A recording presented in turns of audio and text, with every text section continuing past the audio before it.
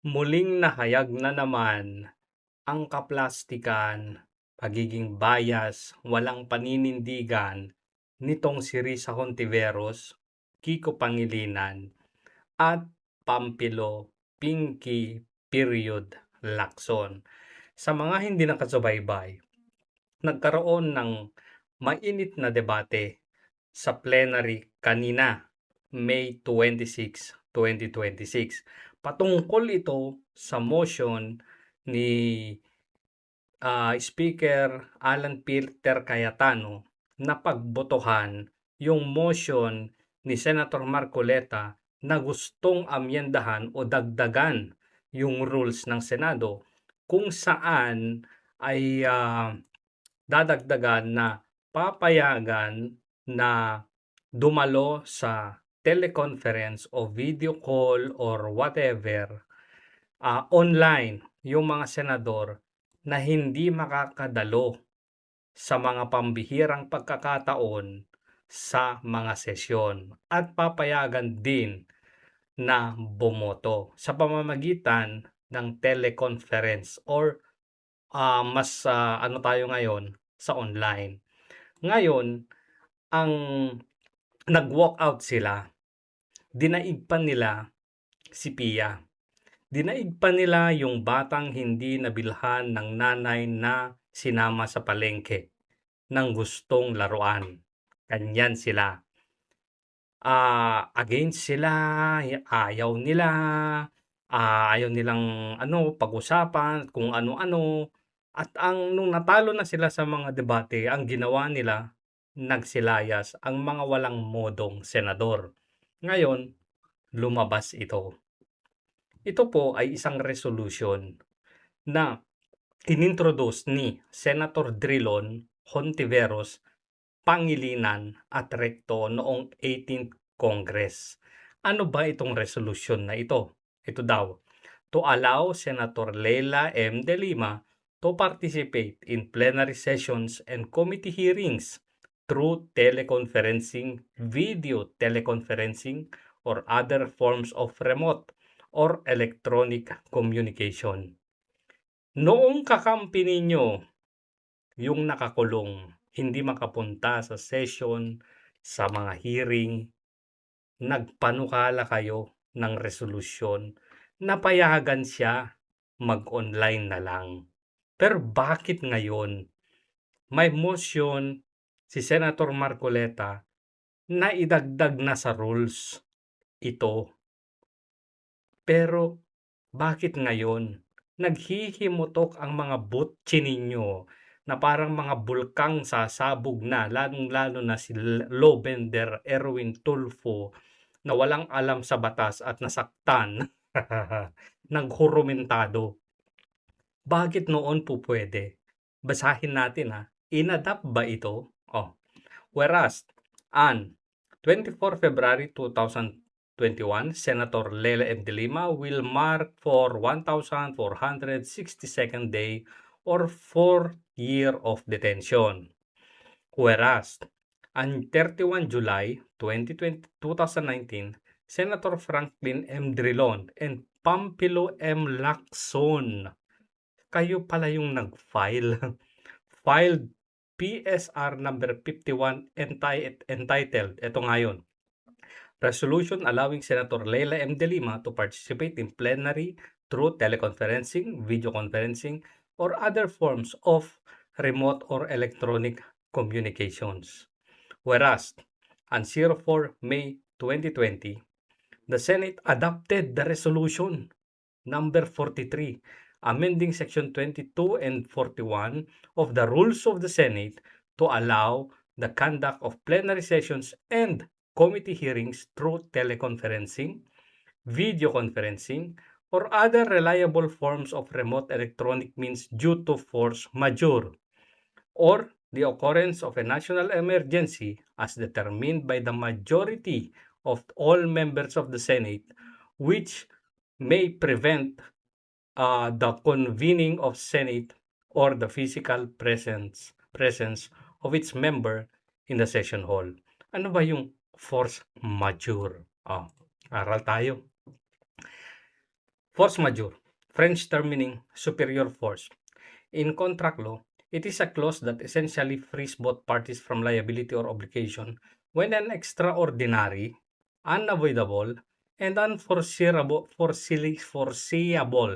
event such as war, natural disaster, or pandemic prevents them from fulfilling their agreement. So, ang keyword is unforeseeable. The event could not have been reasonably predicted when the contract was signed. Parang ganito lang din yon. Kasi, ang sinasabi ni Lo Bender, dahil ba nabalita na aarestuhin ang mga ilang senador dito kaya nila minamadali ito? Ganon siya. Yung pagkakakulong, predictable ba yon? Inaasahan mo ba yon? Na-foreseen mo ba yon? Ito pang isang keyword, beyond control. So, ang problema kasi sa mga walang modong senador, ang pinag-uusapan pa lang doon, ang pagbobotohan pa lang doon ay kung itatakel ba nila, kung pag-uusapan ba nila, kung isasalang ba nila para mapagdebatehan yung mga gustong idagdag na mga kumbaga mga amyenda, mga pagbabago, mga idagdag doon sa rules ng Senate. Nandun pa lang sila. Wala pa sila sa pagbobotohan kung i-a-adapt ba nila o hindi. Naghuhuramentado silang pigilan ito. Bakit? Erwin Tulfo, minority. Meron ba kayong alam or meron ba kayong kaalaman na magkakaarestuhan ng mga senador?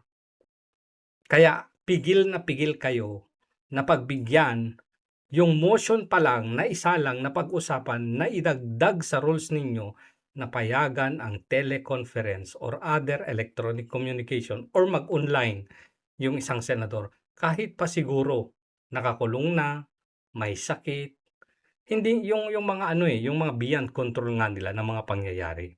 Bakit pigil na pigil kayo? Meron ba kayong alam na naman na hindi ninyo ipinapaalam sa taong bayan? Ha? Kasi isipin ninyo ha, sabi ni Erwin Tulfo, this is bullshit, this is bullshit, this is BS. Pinaglululoko kami. May rules pa silang nalalaman. What? So ayaw mo na sana ganito, hindi dumating yung pagkakataon na kailanganin din nila ito. Ano? Kasi ang tatapang nila ngayon kasi nandyan sila ngayon. Wala silang mga kaso. Siyempre, alam nyo na malapit sa kusina. Sino-sino ba yung mga senador na maaaring pinagbabantaan nila na kinasuhan, aarestuhin, baka magkawarrant or whatever?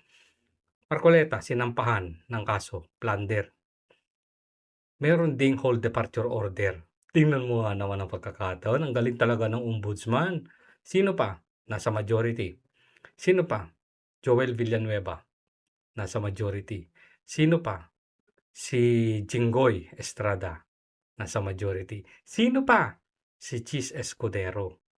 Tapos ngayon, meron pa silang pinapalutang ngayon naman na tawag dito, na idea na baka pati yung Senate President pwede nilang kasuhan din.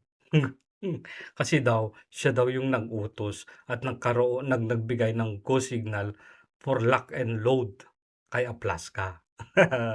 Oh, eto kasi noon may COVID. Unforeseen. Beyond control. Yung makidnap kaya, nandiyan pa pala si Bato. So, kung sakasakali talagang tatrabahuhin ng mga gunggong sa gobyerno, yung mga sinasabi nilang tila panggigipit sa kanila, 5 yung malalagas sa majority. At kung mangyari yan, naku, Diyos ko, gulong-gulo na talaga ang mundo. Gulong-gulo na talaga ang Pilipinas.